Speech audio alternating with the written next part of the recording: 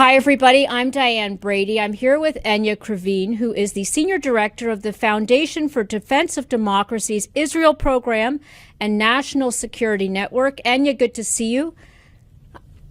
Good to be here. Thank you, Diane. I know that you are just back from Israel yourself in recent days. And one thing that's been intriguing, the Israeli Defense Forces have talked about foiling attempts by Hezbollah. They are in a war with Hamas. Can you give us some context for the risks here of a two-front war?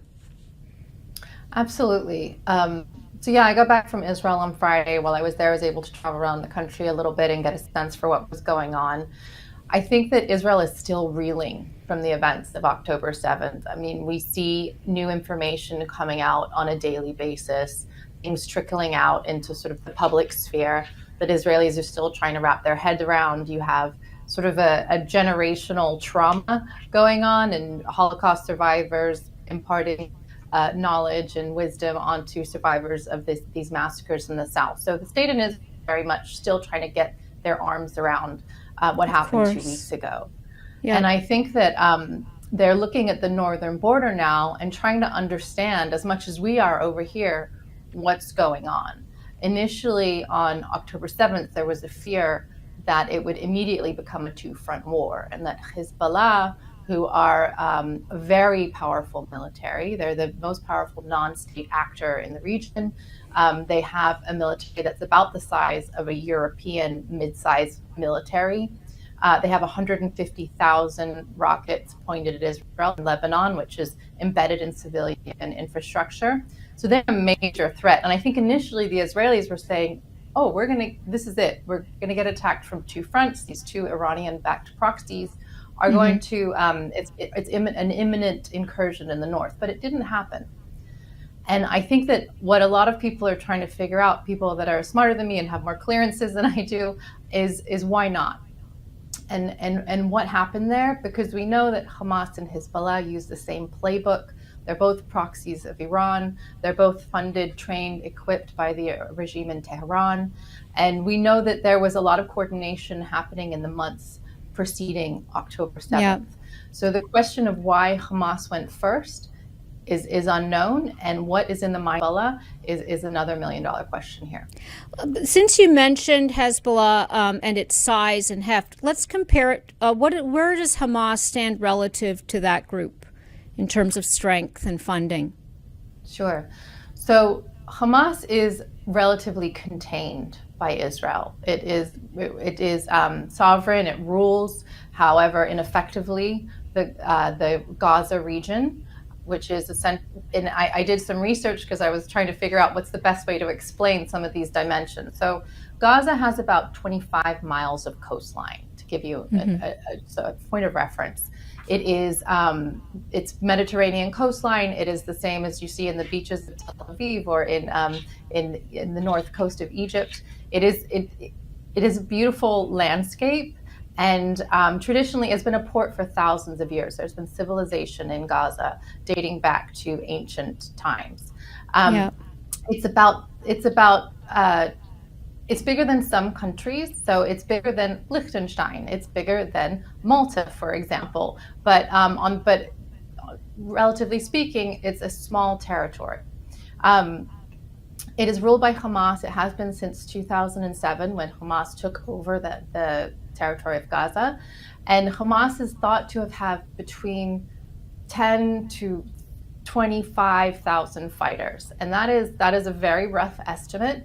No one knows exactly, but it is known to have a pretty formidable army.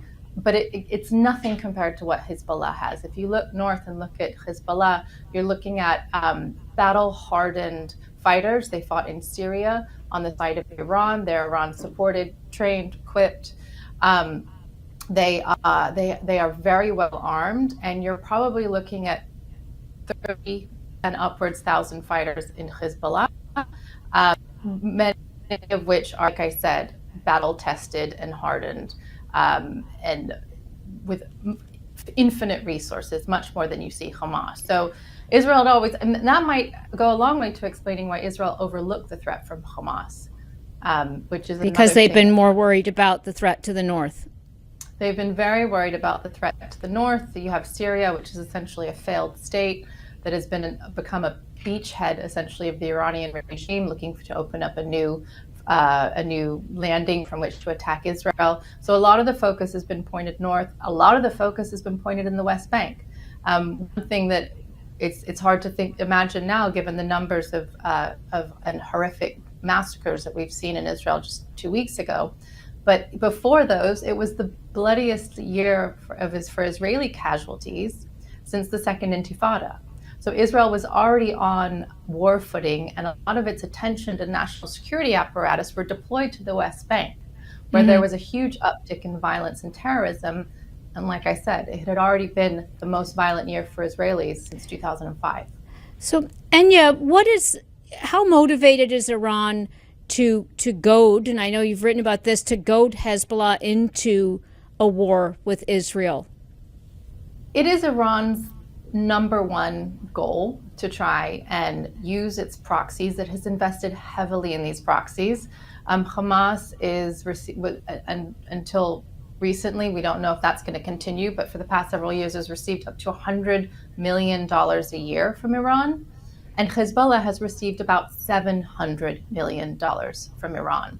So all in all, their other proxies they're also funding. There are 19, we've done research, and you can see it on FDD's website.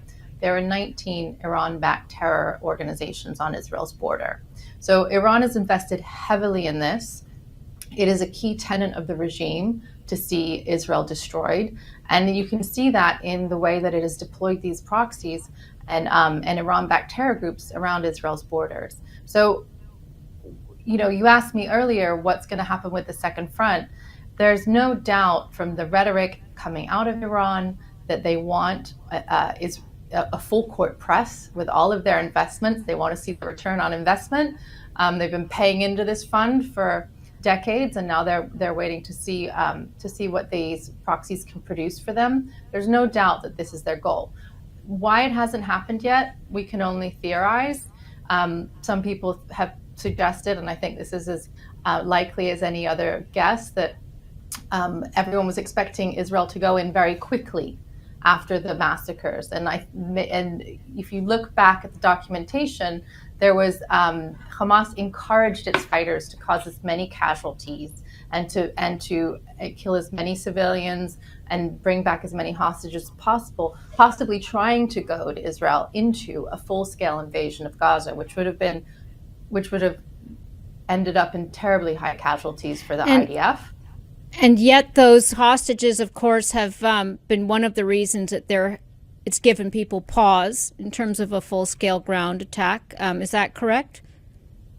So I don't know how much the hostages are playing into the IDF's decision-making, to be honest. The rhetoric from the beginning was that if they bow to these tactics, then they are only putting a higher price on the heads of Israeli civilians. So the rhetoric, it doesn't match the rhetoric. As the IDF has said from the beginning, we have to prosecute this war as if there were no hostages, and we will do our best to bring them home. But the international community has certainly placed a high value on these hostages. You've had just last week Biden and Chancellor Scholz from Germany, and of course Emmanuel Macron just this week visiting. All three have hostages from their countries held in Gaza. Yeah. So I think that there is a lot of pressure, understandably and quite rightly, quite correct, that there should be this pressure on Israel to try and work towards the release of the hostages. And we often talk about the Middle East as if it's a homogenous region. I know that Iran is majority, I say Shia Muslim. We have a lot of countries that are Sunni Muslim. There has been conflict, obviously, between many of these countries. How likely do you feel that other Arab nations would get into a conflict or are inclined to take sides in this particular situation? So it's interesting. You said Arab nations, and I think that there's an important distinction there. So this is undoubtedly an Iranian initiative. Whether they gave the operation the green light. Whether there is hard evidence of direct Iranian involvement remains to be seen, and I think that's something we'll learn in the coming weeks and months. But there is no doubt this is inspired by the regime in Tehran. And Iran, of course, is not an Arab country, right? It's a Shiite country. It's a Muslim country, but not an Arab country. And what we've seen in the past several years with the advent of the Abraham Accords is Israel kind of coalescing in a coalition of Arab countries, moderate Gulf Arab countries, like the UAE and Bahrain and others. And there was a joke going around in Israel. I don't know if it's relevant today, but essentially Israel has become the newest Sunni Arab country in the region. That is to say that they've thrown their lot in with the moderate Sunni Arab states, which was something unimaginable a decade ago, but happened in 2020 with the Abraham Accords. And essentially this divide of this Iranian Islamist Shiite movement that is swallowing up countries. If you look at Iran, Iraq, Syria, Yemen, Lebanon is practically a failed state that's being governed by a Shiite extremist Islamic group, Hezbollah. There is this sort of image that's crystallizing of moderate or democratic, in Israel's case, countries that tend towards the Sunni moderate way of life, or Jewish in Israel's case, and then facing off against a very radical Islamist movement that is funded and inspired by the Islamic regime of Iran. Talk about the importance of Qatar. Obviously, it's been a factor in having a direct line to Hezbollah and Hamas. It's an ally of the U.S.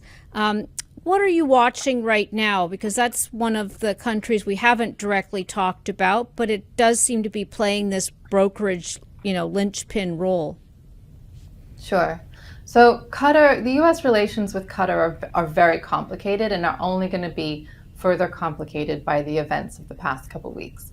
Qatar is home to Hamas leadership and diaspora. That is to say, some of the most troubling statements have been made from luxury condominiums in Doha. And I think it's kind of this sick relationship that the U.S. has been a party to, where we have this frenemy in Qatar. We have a massive base in Qatar. We have semi-friendly relations with the country, and yet they continue to harbor these the terrorists and the leadership of terrorist groups.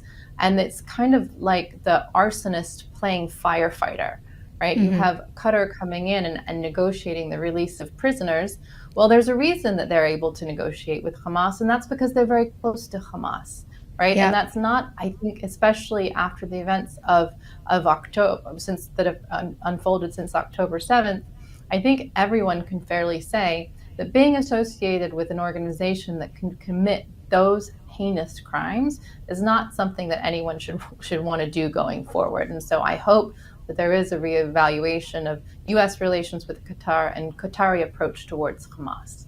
So this is obviously a fast unfolding situation that we're watching day by day. What else is on your radar, Enia, that you would put on ours right now for what to watch? Thanks. So we're all watching for the ground invasion of Gaza and what that will look like. And I think conventional wisdom and what the IDF is certainly talking about is an imminent invasion. But while that's happening, as you pointed out early in the conversation, the northern border continues to escalate. And Israel has currently evacuated, I heard a report this morning that said 200,000 civilians. So there are 200,000 internally displaced people within Israel right now. And that is a shocking number for such a small country. And the biggest question I think that Israeli leadership has to grapple with is how to win the trust of those civilians so that they are willing to go home. I mean, if you're living within a mile or 2 miles of the northern border and you saw what happened and unfolded in Israel South 2 weeks ago, are you going to take your kids back to your homes and villages and communities? And right now, a lot of Israel's farmland are in these two regions. So there's going to be a crisis of food. There are crops not being brought in. There are cows not being milked. There are Israel relies heavily on foreign workers to come in for agriculture and caring for the elderly in many of those critical roles. The foreign workers don't want to be in Israel. So for Israelis, this isn't another round of conflict or another war that has to be fought. This is really an issue of, can Israelis feel safe in their homes? And it's not, the tragedy we saw was in Israel's south, in the Gaza region, but Israelis in the north are feeling the same insecurity. There have been several penetrations of Israel's northern border with Lebanon in the past several days. And so if you're a community and you're there with your children or your elderly parents or your whoever it is, do you feel safe in your home? And I think that is the question that Israelis are grappling with today. And it is critical for the future of Israel that the government can tell them, you can go home. You can go back to those communities and we'll protect you. I'd be remiss not to ask one other question, which is, does Israel have the capacity to fight a two-front war against both Hezbollah and Hamas, or in essence, Lebanon and Gaza, without the direct help of its allies? It's a great question. So I actually had this conversation as I was walking into the studio just now with one of my colleagues. Right now there are two U.S. carrier strike groups in the Eastern Med, and I think that gives Israel a huge sense of, it makes them feel very bolstered to have U.S. resources in the region. Those strike groups have intercepted volleys of missiles that have come from Yemen. They have the ballistic missile, the ability to intercept ballistic missiles on those carrier strike groups. Mm-hmm. So I think it helps. But yes, Israel does have the ability to fight a two-front war. It would be extremely, it would result in high casualties on the Israeli side, military and civilian. Hezbollah has 150,000 rockets pointed at Israel, several hundred, the estimates are several hundred of which are precision guided, which means they can move in midair and they can hit within an accuracy of 10 meters. So if you're looking at a country with it's the size of New Jersey, Israel, and it has, a couple power stations, a couple water facilities, one or two of each of these pieces of critical infrastructure. So if you have a couple hundred precision guided missiles, that's a major threat. So can Israel do it? Yes. And if Israel can't do it, it's not, what I told my colleague is, if Israel cannot fight a two-front war, it's not going to last long. Because we know for a fact that there are more than two fronts that are likely to open up immediately if Israel allows things to get out of control. Now, I don't think Israel wants to fight a two-front war right now. And I think Israel would, and I don't think the U.S. wants Israel to fight a two-front war right now. So I think Israel may be motivated to try and focus on Gaza first. But if the situation arises and if it is forced into fighting a two-front war, and that could happen, and you and I are now talking about a two-front war. We've already seen rockets from Yemen, and we're already seeing eruptions in the West Bank, right? That's two more fronts. Yep. And we know that there's been significant movement in Syria, and there have been, international press has reported that Israel has bombed the two major airports in Syria. So now we're talking about 5 or 6 fronts. Can Israel do it? Yes, it has the military it needs to do it, and it absolutely can, and it will if it needs to, but I don't think it wants to, and I think that it would like to control the battlefield now and take care of one threat at a time, the first one being Hamas. Yeah. Enia, thanks very much for joining us, and obviously a conversation to be continued. Thank you very much.